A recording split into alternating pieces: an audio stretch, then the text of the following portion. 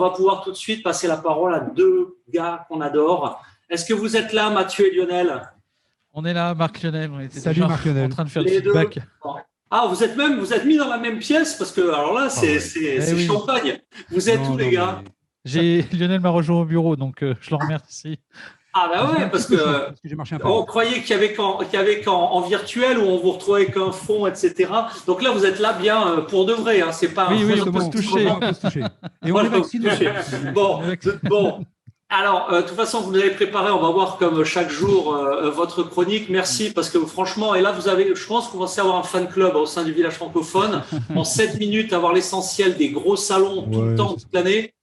C'est un véritable remerciement. On vous aura évidemment, peut-être, je ne sais pas si vous êtes déjà du voyage de Vegas, mais là, ça sera le soir. Vous savez qu'on aura au vrai débriefing des deux Digital Men. Bon, un mot avant qu'on passe votre troisième chronique, mais avant, on va passer celle d'Alain Bensoussan. C'était vraiment pour montrer que voilà, on a la chance de vous avoir. Ça s'est passé comment? C'était étrange, c'était bien. Comment ça s'est passé ce Vivatech 2021?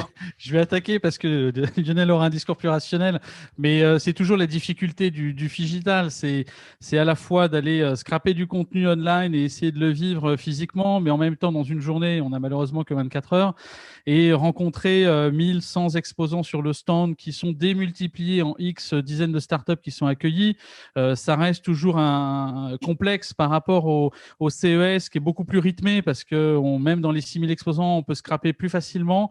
La difficulté de Vivatech, c'est toujours la même, c'est à quel moment est-ce que les startups vont être vraiment présentes sur le stand par rapport à un planning qui est quand même étalé sur 3 jours plus une journée grand public. C'est vraiment d'essayer de gratter au-delà même de ce que l'on peut voir sur le site internet, des conférences, des interventions, des communiqués de presse.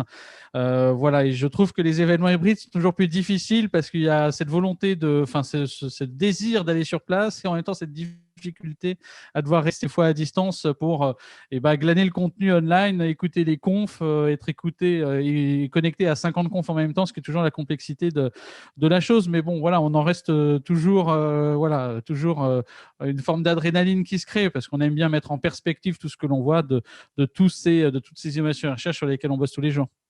Bon, merci. Guy, tu ne serais pas en 4G par hasard? Parce que là, tu vois, du coup, le Zoom te réduit, vous êtes en petite vignette.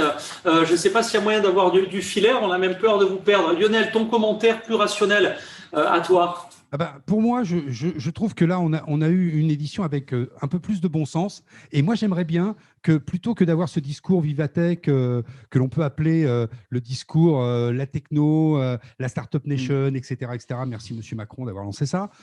Essayez, s'il vous plaît, les Européens, puisque Vivatech se veut européen, essayez de créer une DARPA façon européenne. C'est-à-dire quelque chose qui va vraiment financer les entreprises par le haut avec des projets qui sont concurrents et qui vont vraiment pouvoir rentrer dans des chaînes de valeur où on pourra se dire, nous, dans la chaîne de production, dans la chaîne de valeur, voilà ce qui nous rend indispensable et ça nous évitera de relocaliser les fonderies de microprocesseurs. Mais par contre, on aura des briques qui seront des briques incontournables. Et c'est ça qu'on peut voir à Vivatech et c'est ce que l'on attend aussi, c'est des capacités de financement qui viennent des investisseurs et qui se regroupent un peu comme la DARPA aux États-Unis. Merci pour cet éclairage. Alors, vous savez qu'on a donc l'analyse des tendances, les chasses de tendances des Digital Men, mais les gars, on a aussi un homme qui nous aide également à structurer notre réflexion sur le droit. Et donc, avant votre rubrique, on a traditionnellement l'analyse d'Alain Bensoussan. Alain Bensoussan, c'est un des avocats les plus charismatiques, les plus connus en Europe. Il a été une des plumes de la RGDP, etc. Et il nous fait vraiment le plaisir systématiquement, sur chacune de nos journées, de nous donner en 3 minutes son regard. Donc aujourd'hui, on lui a demandé quels étaient les enjeux en matière de droit et de santé. Je vous propose de découvrir en 3 minutes son analyse. La santé et le numérique, un grand défi pour les juristes. Pourquoi ? Parce qu'aujourd'hui, le numérique est partout, à l'hôpital, dans les laboratoires, dans les pharmacies et bien évidemment, de plus en plus au sein des domiciles. Et lorsqu'on regarde la situation, on s'aperçoit que le développement sous la pression de la pandémie a été tel que la sécurité, la responsabilité, la dignité ont été parfois oubliées au principe de l'action et de la protection de la personne, surtout lorsqu'elle se trouvait en danger. Si on regarde 3 actualités, des dossiers médicaux qui sont en ligne sur le net, des hôpitaux qui sont bloqués alors qu'ils sont saturés, des pharmacies qui sont plus ou moins en situation de défense par rapport aux attaques faites par des cybercriminels. La santé, on l'avait un peu organisée sur le plan juridique, notamment avec l'hébergement de données de santé, le 1111-8, comme disent les spécialistes, qui avait prévu que les données, lorsqu'elles étaient confiées à quelqu'un d'autre qu'un professionnel des systèmes de soins ou un professionnel de santé, devaient être, lorsqu'elles étaient en main d'un hébergeur, des hébergeurs qui étaient certifiés. Mais aujourd'hui, on ne peut pas certifier tout le monde, mais il va bien falloir avoir une sécurité des données de santé quand elle est hébergée dans un hébergeur de données de santé ou lorsque elle se trouve dans un laboratoire, dans une pharmacie ou dans un hôpital ou dans un cabinet médical. Et donc, au-delà de la situation au sein de la pandémie, le monde qu'il va falloir créer est un monde dans lequel le droit de la santé doit être revisité, non pas à travers la donnée de santé, un accessoire, mais un principal. On l'a vu dans la lutte contre la pandémie, l'intelligence artificielle, les bases de données, la mutualisation de toutes les informations venant de tous les patients et de tous les professionnels de santé a été sûrement un des facteurs clés de succès. Il faut repenser les lacs de données de santé en ayant en tête 3 éléments. La protection de la vie privée, car derrière la santé, c'est l'intimité de la personne qui est en jeu. La protection, bien évidemment, de la vie privée. Ensuite, la mutualisation des données. Garder pour ces informations qui vont permettre peut-être de sauver des vies et pas suffisant au regard de l'équilibre avec la vie privée. Souvent, j'ai eu l'occasion de dire, lorsqu'on m'avait dit « mais et la vie privée ?» Je pense que la vie privée, c'est très important. J'en étais un des défenseurs. Mais lorsqu'on est privé de vie, alors l'accès à la donnée est un essentiel. Elle est nécessaire. Enfin, le 3e élément, c'est que chacun d'entre nous doit être porteur de ces données médicales. Et aujourd'hui, tel n'est pas le cas, car dans la plupart des cas, la situation est plutôt confiée à d'autres, les hébergeurs, les professionnels de la santé. Chacun d'entre nous doit avoir un jumeau médical et la meilleure façon de le protéger, c'est qu'on soit titulaire de droits de propriété sur toutes les données, et notamment nos données de santé. Ça fait long, 3 minutes. Allez, retour plateau. Merci Alain Bensoussan pour cette chronique et merci pour ce regard régulier, Alain Bensoussan. Et puis merci à notre partenaire Planète Robot qui nous a connectés avec Alain Bensoussan et qui est un partenaire officiel du village et qui tous les mois nous donne l'actualité de la robotique industrielle et grand public en kiosque et sur le web. Vous êtes encore avec nous, les Digital Men ? Oui, nous sommes encore là.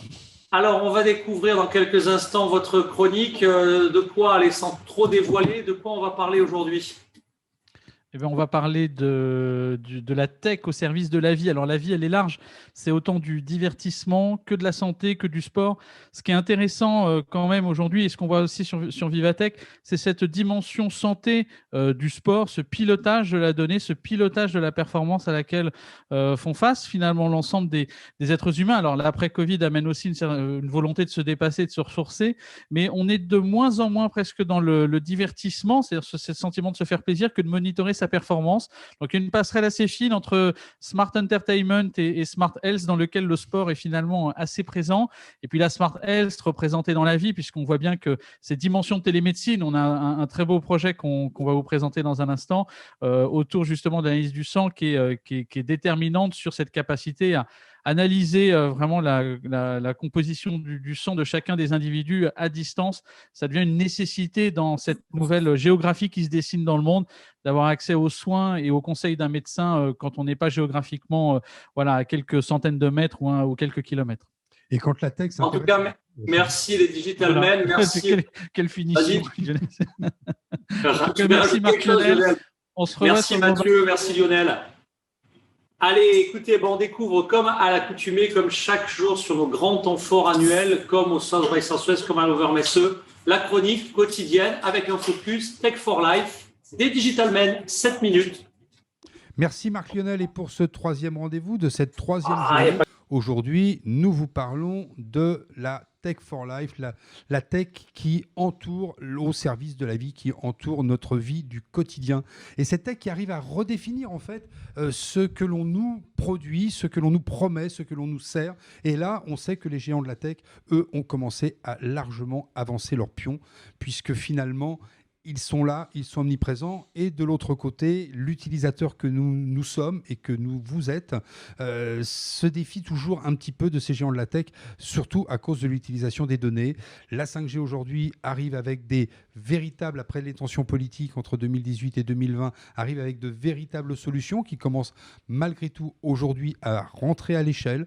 Mais les projets que l'on a vus sont peut-être un peu plus terre à terre que ces grandes tendances qui sont sur ces messages clés que pourraient être attention à nos données, mais surtout soyez résilients et ne nous donnez pas simplement de la tech pour de la tech. Alors, est-ce que c'est de la tech pour de la tech si tu nous parles d'YBrush? Alors, YBrush, c'est un sujet qu'on aime bien. C'est vrai que dans la Tech for Life, on aime bien mettre un peu tous les consumer goods que l'on voit traditionnellement un peu partout. Il faut dire que YBrush rentre un peu dans cette thématique. Il y a un peu moins de fun qu'au CES. Je ne vous le cache pas que sur Vivatech, c'est un peu plus sérieux. On les avait vus sur le CES 2019. On les a vus sur d'autres salons peut-être intermédiaires. En tout cas, on les revoit sur cette édition virtuelle ou semi-digitale de Vivatech. Et YBrush, c'est une brosse à dents qui va s'enfiler comme un dentier de box finalement et qui va vous permettre de vous brosser les dents automatiquement pendant environ 10 secondes. Alors pour tous ceux qui ont des enfants, on voit que c'est difficile déjà de tenir plus de 2 minutes. Là, en 10 secondes, grâce aux vibrations soniques de ce dentier, il y a à peu près 35 filaments en nylon dans cette brosse qui vont éliminer l'ensemble de la plaque dentaire sur toutes les dents de façon simultanée. Alors, ce qui est intéressant, c'est que ça va pouvoir servir à la fois dans la vie de tous les jours, mais aussi dans les EHPAD, dans les hôpitaux, quand il va falloir prodiguer différents soins d'hygiène classiques sur des personnes dont la mobilité ou la motricité pourrait être impactée à un moment ou à un autre. Donc, ce qui est intéressant, c'est toute cette dimension finalement qui peut servir autant l'individu au quotidien que dans des usages plus ou moins business que l'on pourrait y trouver. Et en tout cas, on a trouvé le projet, l'objet est sympa déjà en soi, naturellement, et donc on était très heureux de les revoir sur cette édition. Alors, la Tech for Life, c'est aussi le divertissement. Et là, il y a encore un grand géant qui s'est positionné, mais dans une plateforme totalement immersive qui n'est autre qu'Orange. Oui, Orange, un géant des télécoms, puisque finalement c'est le seul opérateur français qui est international, avec Immersive Now, qui est en fait une plateforme qui va créer de l'expérience, j'en bafouille tellement c'est impressionnant si vous le voyez sur les images, une expérience immersive avec, dans un premier temps, un certain catalogue de vidéos, avec 150 vidéos, qui seront des vidéos premium à 360 degrés, avec de la musique en direct, des événements sportifs.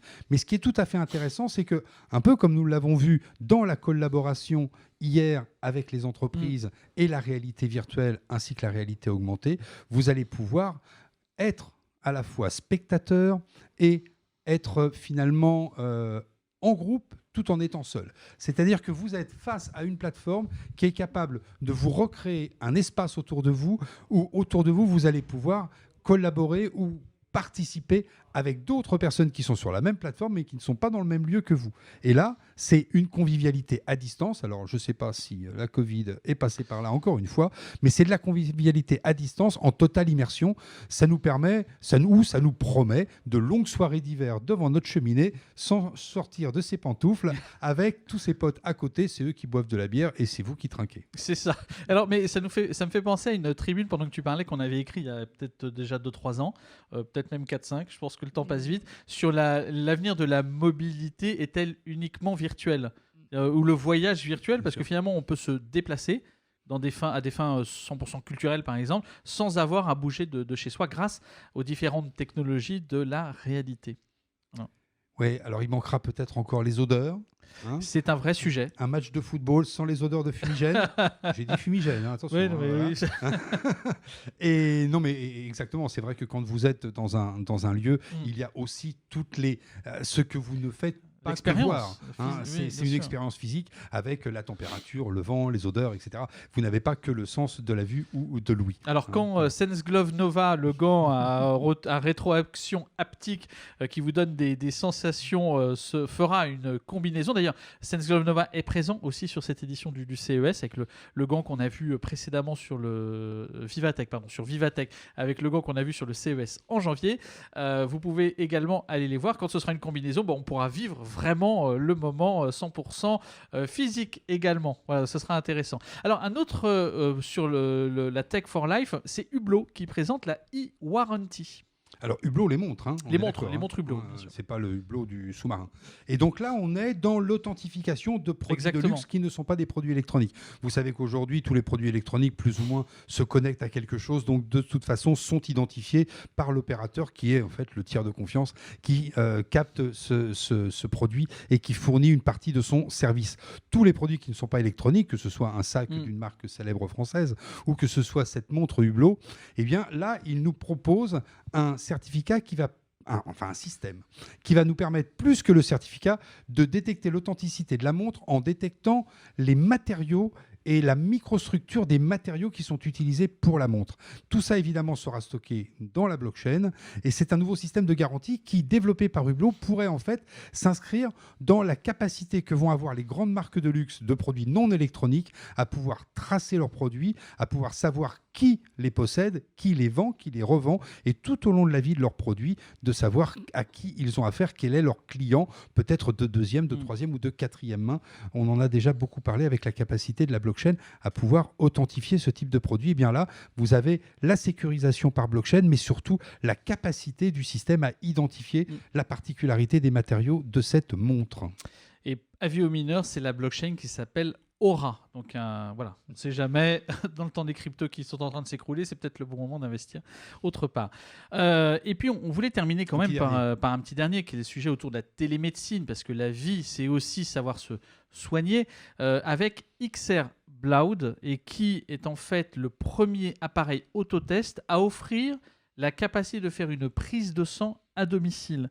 Alors, ce qui est intéressant, c'est qu'ils ont développé leur intelligence artificielle, alors basée sur beaucoup de machine learning, comme ils disent. Après, j'attends effectivement de creuser le point de vue technique, parce que derrière tous ces buzzwords, on peut mettre beaucoup de choses. En tout cas, compatible avec la télémédecine en général, et qui va permettre à distance, on voit bien avec Doctolib qui pousse effectivement les consultations dématérialisées. Si on pouvait s'équiper le temps d'un suivi médical de ce type d'outils, ça permettrait de ne plus avoir à se déplacer dans les labos pharmaceutiques. En tout cas, voilà, cette capacité par cette machine XR Blood d'avoir tout simplement une analyse de son sang, des globules rouges, des globules blancs, des plaquettes, etc. Enfin, tout ce qu'on va avoir besoin, mais directement à distance, de chez soi, et l'ensemble des éléments codifiés naturellement. Voilà. On a un peu dépassé, mais on peut dire qu'il y a beaucoup de pragmatisme dans ces produits. Exactement. Et en tout cas, c'était encore un Vivatech intéressant. Il reste demain, bien entendu, samedi, pour visiter ce salon, pour ceux qui peuvent le faire. En tout cas, virtuellement, nous, on l'a beaucoup fait. Et notre journée en présentiel était absolument sympathique. Ça nous a redonné un petit goût, ou un avant-goût plutôt, de ce qui nous attend l'année prochaine, parce que l'IFA a été annulé, reporté à 2022. Donc, on se retrouvera très certainement maintenant sur le CES, peut-être même sur le JTEX de Dubaï avant, on ne sait pas. Voilà, donc on attend de voir comment tout évolue. Prenez soin de vous. Merci Marc Lionel, et on te rend l'antenne. Bye bye. Retour sur le plateau. Merci Digitalmen, merci pour cette chronique quotidienne et ces éclairages extrêmement opérationnels. Évidemment, vous retrouverez tout au long de l'année en replay ces chroniques. Et d'ailleurs, dans très peu de temps, le portail du Global Village qui va complètement être revu, va vous donner événement par événement les tendances. Et ce sera un précieux outil pour regarder et suivre tous les travaux de nos super chasseurs de tendances. Voilà, c'est la fin des super tendances. On va maintenant, dans quelques instants, arriver sur un moment que vous attendez tous. C'est la super finale des Tech for Life, les meilleurs tech for good, les meilleurs tech pour la santé, les meilleurs tech pour le sport et le bien-être. C'est dans quelques secondes. Je vous retrouve dans 3 minutes ici même, en direct sur le canal du Village francophone. À tout de suite.